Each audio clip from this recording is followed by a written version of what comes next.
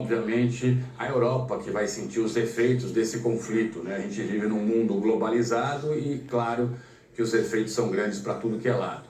E isso, né, Pedro, bem quando os países aí tentam recuperar a pandemia, se reerguer, né, depois de quase 2 anos de pandemia aí provocada pela Covid-19.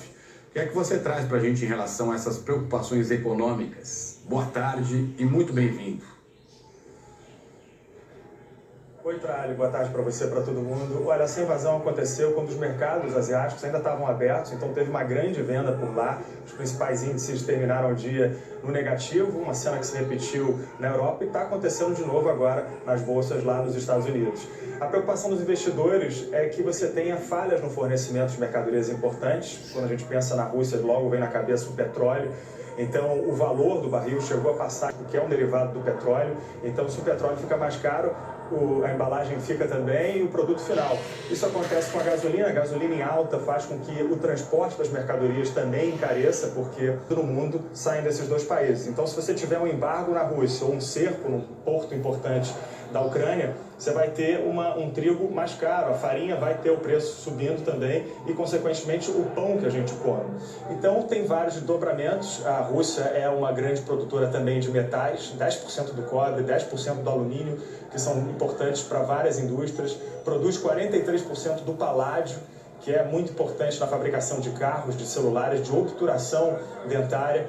Quer dizer, essa guerra toda, ela tem impacto no preço, já está cobrando o preço do mundo inteiro, Tralli. Um dos portos seguros nesse momento é o dólar, que logo cedo, por causa da maior procura, abriu com um preço em alta. O conflito afeta diretamente o petróleo no mercado internacional e, portanto, no Brasil também. Petróleo mais caro significa não só combustível mais caro, mas também aumento do preço do frete e de outros derivados como plástico, por exemplo. Ou seja, reajustes e uma inflação mais alta que pode levar os juros para patamares ainda mais elevados.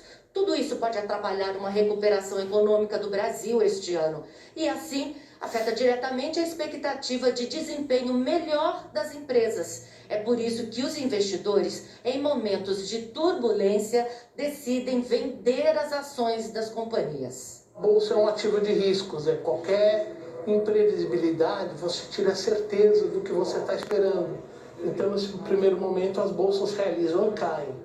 Outro efeito da guerra na economia do mundo e do Brasil são as sanções impostas à Rússia. Até agora, a única arma usada pelos países europeus, os Estados Unidos e outras nações. Para este professor de Relações Internacionais da USP, Kai Liman, a guerra econômica deve ser longa, já que a Ucrânia não tem força militar para enfrentar a Rússia. Então, a única opção que existe, na verdade, é o resto do mundo punir a Rússia de outra forma. Por exemplo, sanções financeiras. Mas nada disso, imagino eu, vai ter um impacto rápido. Para entender esse conflito, é preciso voltar no tempo.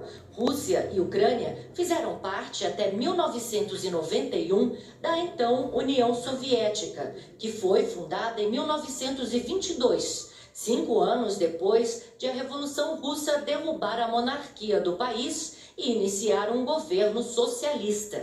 Especialistas explicam que para Vladimir Putin, atual presidente da Rússia, a Ucrânia e outras repúblicas, durante o período de existência da União Soviética, roubaram territórios russos.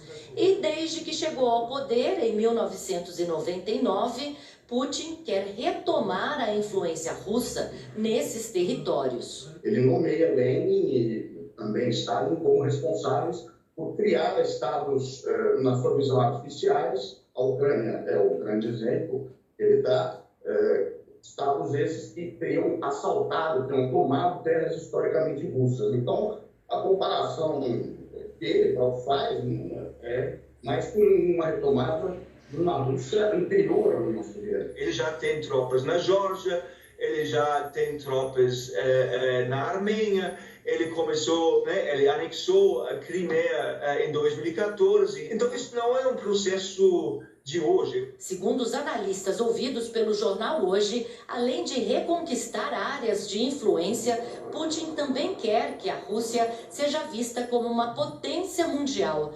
Depois do fim da Segunda Guerra Mundial, em 1945 até 1991, a União Soviética e os Estados Unidos travaram uma disputa ideológica que dividiu o mundo entre o bloco capitalista e o bloco socialista. Durante os anos da chamada Guerra Fria, as duas potências promoveram uma corrida por armas nucleares, pela conquista do espaço, pelo desenvolvimento tecnológico e militar. Para o historiador Rodrigo Yanez, especialista em União Soviética, que mora na Rússia há 11 anos, esse histórico ajuda a explicar o sentimento de parte dos russos hoje. A maioria da população ainda apoia o Putin, principalmente porque o Putin restaurou um orgulho e, de fato, o país viveu um período trágico na década de 90 e foi superado sobre o Putin. Por enquanto, os especialistas não acreditam que a guerra entre Rússia e Ucrânia se espalhe pelo mundo. Uma terceira guerra mundial é pouco provável, porque isso envolveria interesses e motivações muito divergentes no campo atual. É uma guerra suja, é uma guerra que ocorre não apenas no campo, na terra, no solo, mas também na internet e na propaganda. Segundo esses